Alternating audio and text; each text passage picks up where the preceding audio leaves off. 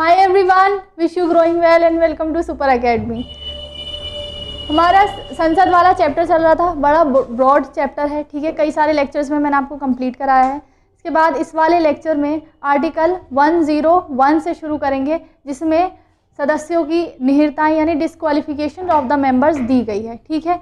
Exam point of view से important है कि किस किस आधार पर किस मेंबर को डिस्क्वालीफाइड किया जा सकता है, ठीक है। तो आर्टिकल 101 से इसको दिया गया है। इससे पहले आर्टिकल 79 से हमारी संसद शुरू होती है, इससे लेके 100 तक मैंने आपको कंप्लीट करा दिया। इस वाले लेक्चर में 101 यानी 101 से शुरू करेंगे। अनुच्छेद 101, अनुच्छेद 101 में पद की रिक्तियां दी गई हैं, यानी संसद के पद की रिक्तियां दी गई हैं। किस किस आधार पर रिक्त हो सकता है पद, सदस्यता समाप्त हो जाए, त्यागपत्र दे दे, मृत्यु हो जाए, ठीक है। इस तरह की रिक्तियां दी गई हैं, या 60 दिन तक सदन की कार्यवाही में भाग नहीं लेते हैं तो पद रिक्त हो जाता है।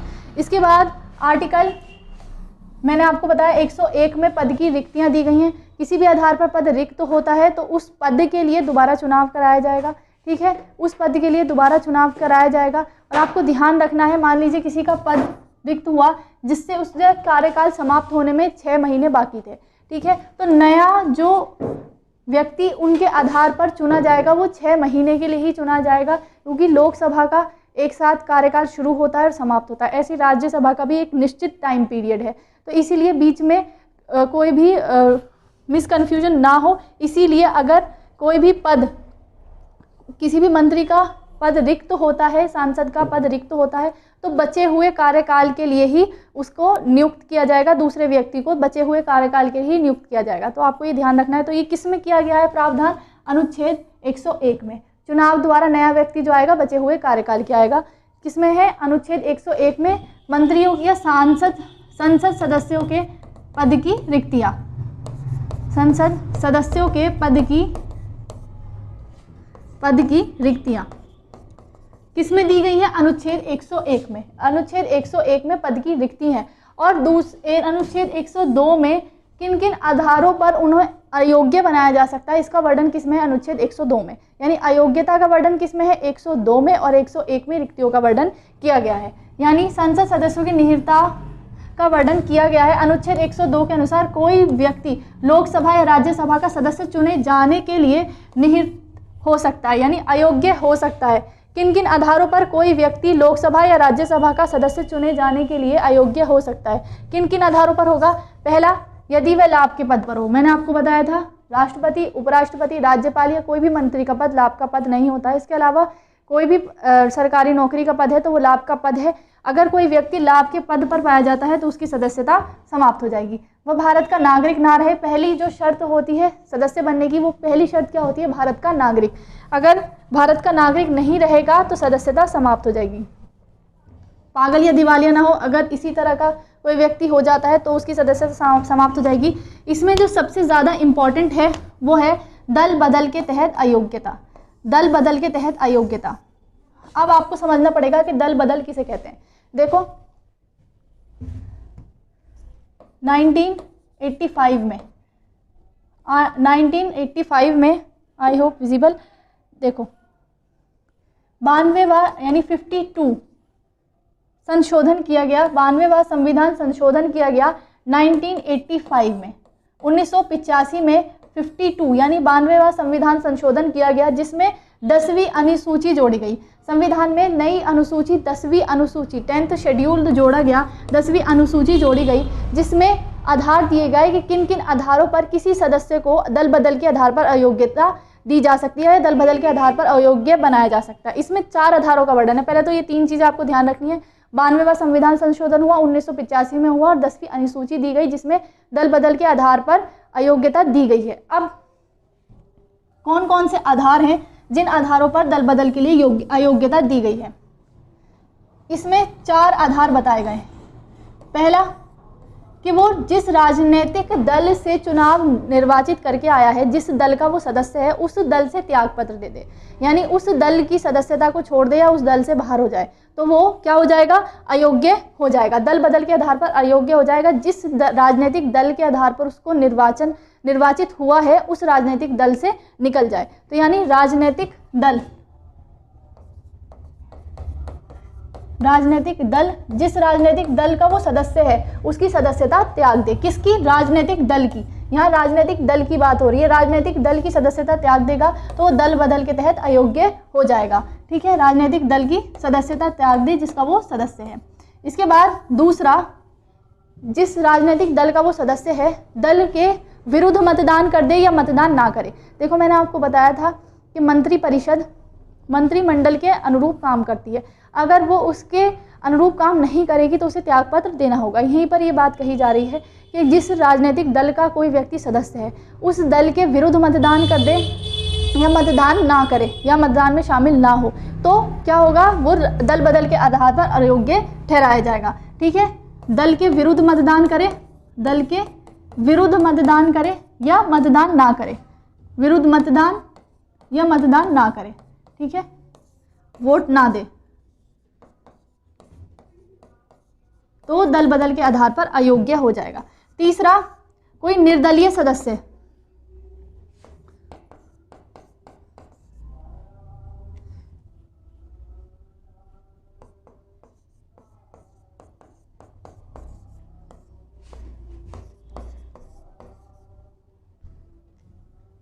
इसे मैं दूसरे उस पर लिख दे रही हूँ, यहाँ पर दिख नहीं रहा।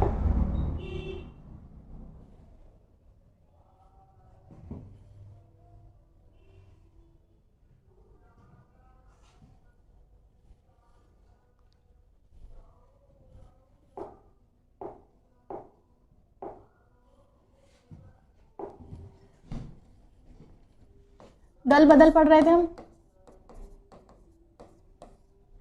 ठीक है, जिसमें मैंने आपको बताया 92वां संविधान संशोधन है 1985 में हुआ। इसमें 10वीं अनुसूची जोड़ी गई। ठीक है, 4 आधार बताए गए, 4 आधार बताए गए। पहला था राजनीतिक दल, जिस दल का कोई सदस्य जिस राजनीतिक दल का सदस्य है उस दल की सदस्यता को छोड़ दे। ठीक है, उस दल की सदस्यता को छोड़ देगा तो क्या हो जाएगा? निर्दलीयता के आधार पर या दल बदल के आधार पर, दल बदल के आधार पर अयोग्य हो जाएगा। राजनीतिक दल की सदस्यता को त्याग दे। ये एग्जाम में पीछे पूछा गया है, सदस्यता त्याग दे। ठीक है, सदस्यता को त्याग दे। ठीक है, जिस राजनीतिक दल का सदस्य है उस दल के विरुद्ध मतदान दे दे, दल के विरुद्ध मतदान या मतदान ना करे। ठीक है, मतदान या मतदान ना करे।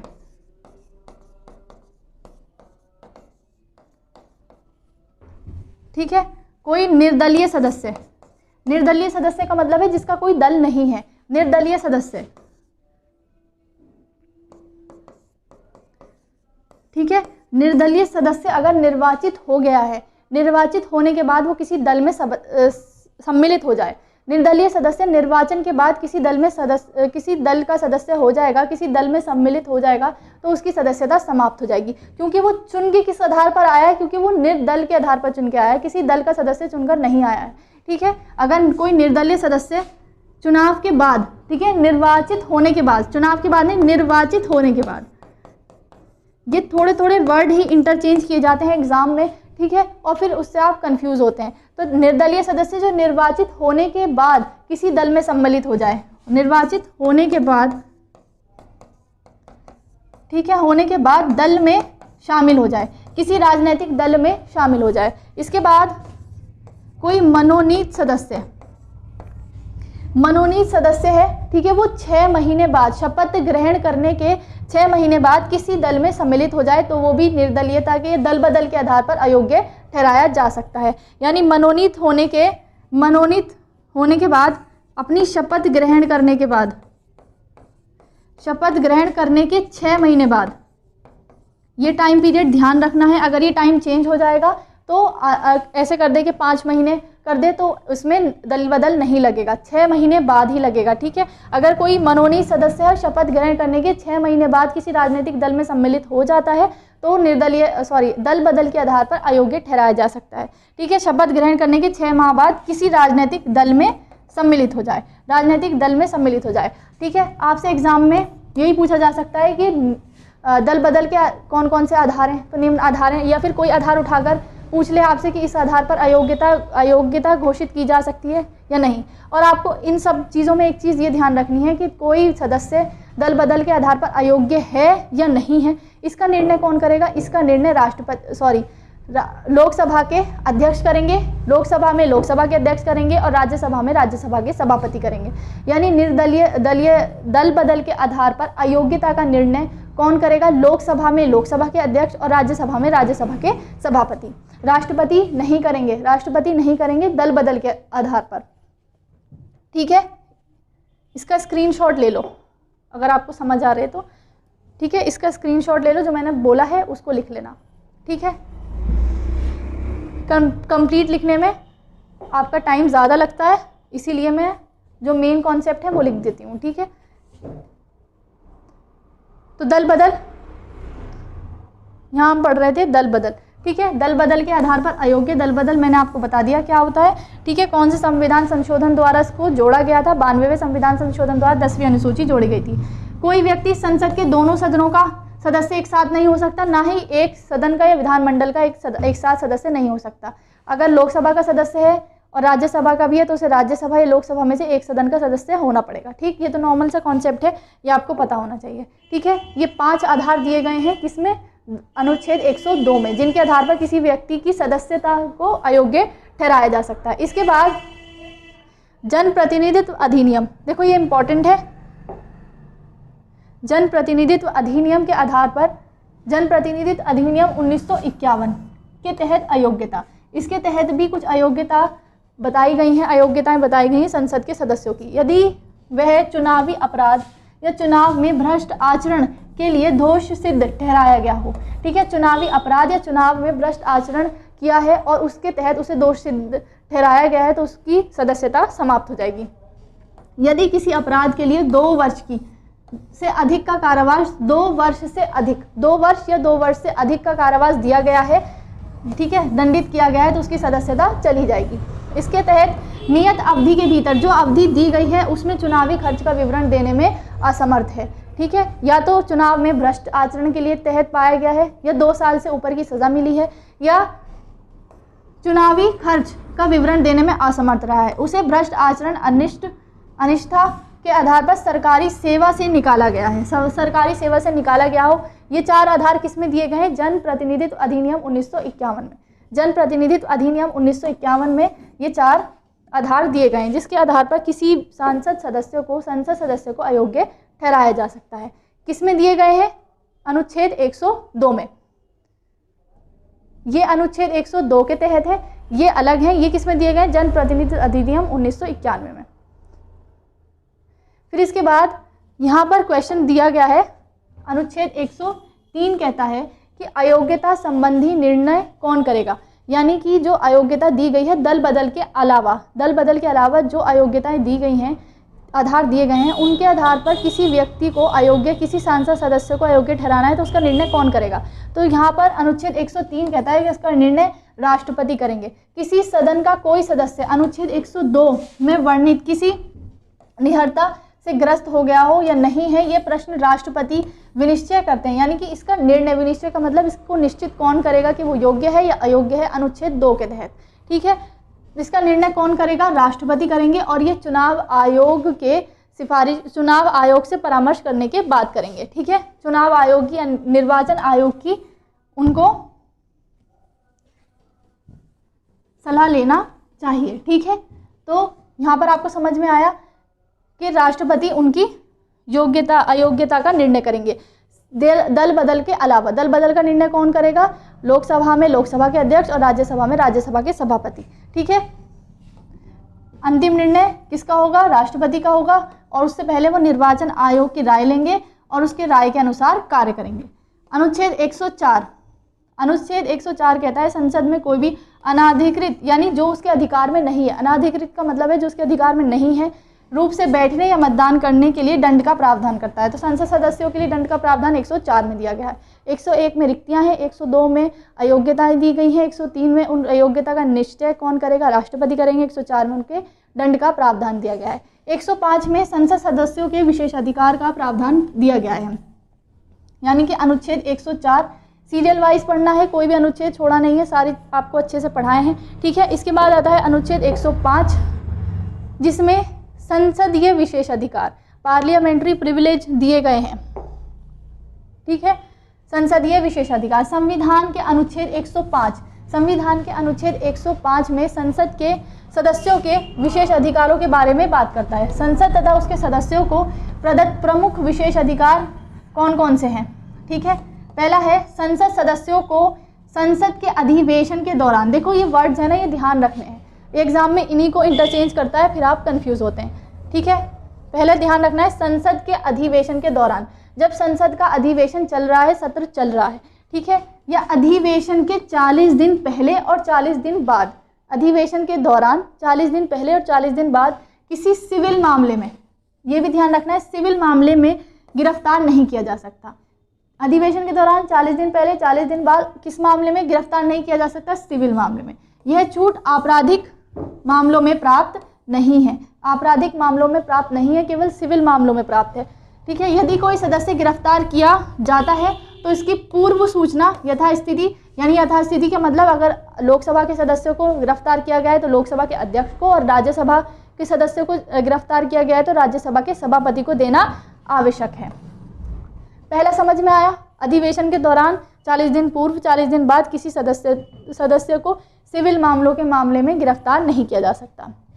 नेक्स्ट है किसी संसद सदस्य को संसद के अधिवेशन के दौरान यथास्थिति अध्यक्ष और सभापति की अनुमति के बिना किसी न्यायालय के समक्ष साक्षी के रूप में उपस्थित होने के लिए विवश नहीं किया जा सकता। किसी भी सदस्य को अनुमति के बिना, यानी अगर अधिवेशन चल रहा है, अधिवेशन चल रहा है, अधिवेशन के दौरान, ठीक है, उसको साक्षी बनाने के लिए विवश नहीं किया जा सकता जब तक कि अध्यक्ष या सभापति की अनुमति नहीं मिल जाती।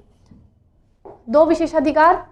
फिर इसके बाद नेक्स्ट है संसद सदस्यों को संबंधित समितियों में बोलने की पूर्ण स्वतंत्रता होती है। यहाँ पर ये कहा गया है कि किसी भी कोई भी संसद सदस्य संवैधानिक दायरे में रहकर अगर संसद में अपना भाषण देता है, अपना वक्तव्य देता है, तो उसके लिए उसे न्यायालय में दंडित नहीं किया जा सकता, बशर्ते उसने अपनी स्वतंत्रता का गलत इस्तेमाल ना किया हो, ठीक है। यानी संसद सदस्य संवैधानिक दायरे में रहकर जो स्वतंत्रता उसे संविधान ने दी है उसमें रहकर अपना वक्तव्य रखता है, अपनी बात कहता है, तो उसका निर्णय उसके लिए वो न्यायालय में नहीं जा सकता, ठीक है। और दूसरा यहाँ पर एक बात और कही गई है, इसी प्रकार संसद सदस्य भी उच्चतम न्यायालय आर्टिकल 121 के तहत संसद सदस्य भी उच्चतम न्यायालय या उच्च न्यायालय के न्यायाधीश के कार्य से संबंधित कोई भी बात संसद में नहीं कर सकते, महाभियोग को छोड़कर। यानी कि उनके आचरण पे बात नहीं करेंगे जब तक उन पर महाभियोग चल रहा है, तो महाभियोग का तो संसद में ही राष्ट्र उस पर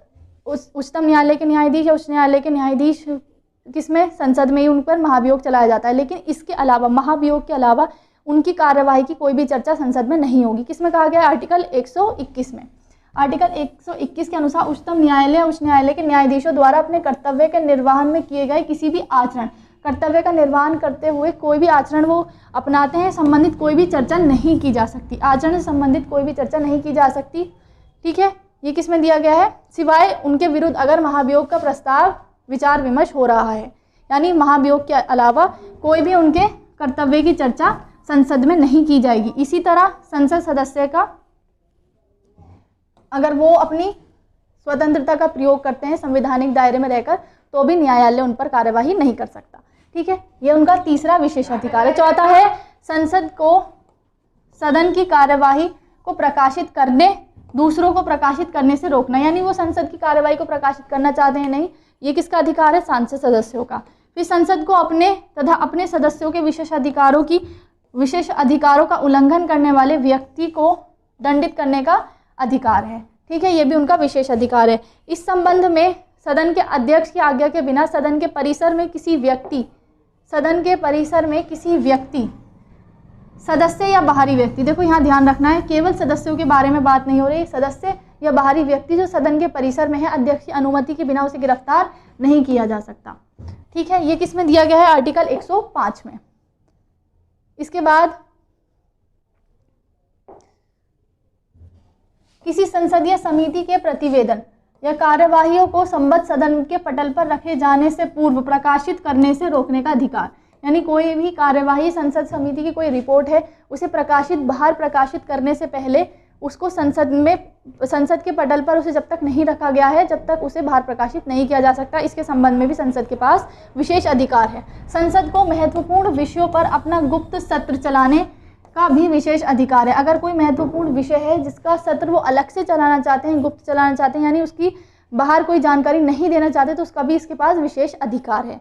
ठीक है, फिर इसके बाद कहा गया है कि अनुच्छेद 194 के तहत जो विशेषाधिकार केंद्र में संसद सदस्यों को मिले हुए हैं उसी तरह के विशेष अधिकार राज्यों में भी विधानमंडल के सदस्यों को प्राप्त हैं।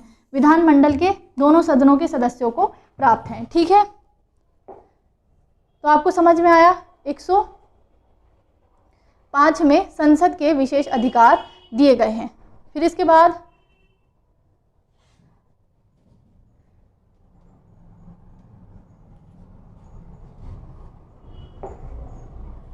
आर्टिकल 106 संसद के सदस्यों के वेतन भत्ते का प्रावधान करता है। यानी आर्टिकल 106 संसद के सदस्यों के वेतन भत्ते का प्रावधान करता है। तो आज हमने कहाँ से कहाँ तक कंप्लीट किया? आर्टिकल 101 से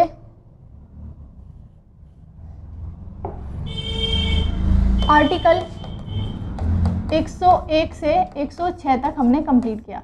101 में संसद सदस्यों की रिक्तियां दी गई हैं। संसद सदस्यों की रिक्तियां किन किन आधारों पर संसद सदस्य का पद रिक्त होगा। अगर पद रिक्त होता है तो उस पद के लिए दोबारा चुनाव कराया जाएगा और वो जो नया व्यक्ति निर्वाचित होगा वो केवल बचे हुए कार्यकाल के लिए ही निर्वाचित होगा। उसके बाद आर्टिकल 2 में अयोग्यताएं दी गई हैं। ठीक है, किन किन आधारों पर किसी सदस्य की सदस्यता जा सकती है, वो आधार कौन से होंगे, इसमें अयोग्यताएं दी गई हैं। 103 में इन अयोग्यताओं का निश्चय कौन करेगा? इन अयोग्यताओं का निश्चय राष्ट्रपति करेंगे। ठीक है, और किसकी सलाह पर या किससे सलाह लेना, परामर्श लेना उनको अनिवार्य है। किससे है? चुनाव आयोग या निर्वाचन आयोग। ठीक है, चुनाव आयोग या निर्वाचन आयोग। इसमें यह भी कहा गया है कि दल बदल का निश्चय कौन करेगा? दल बदल का निश्चय कौन करेगा? कोई व्यक्ति दल बदल के आधार पर योग्य है या अयोग्य है। लोकसभा में लोकसभा के अध्यक्ष और राज्यसभा में राज्यसभा के सभापति। इसके बाद आर्टिकल 104 दंड का प्रावधान करता है। आर्टिकल 104 दंड का प्रावधान करता है। संसद सदस्यों के लिए दंड का प्रावधान करता है। ठीक है, कोई अनाधिकृत कार्य उन्होंने किया है जो उनके अधिकार में नहीं है उसके लिए दंड का प्रावधान करता है। इसके बाद यहीं पे लिख दूं 105 में उनको विशेष अधिकार दिए गए हैं, जो मैंने अभी आपको बताया। संसद सदस्यों के विशेष अधिकार 105 में दिए गए हैं। फिर इसके बाद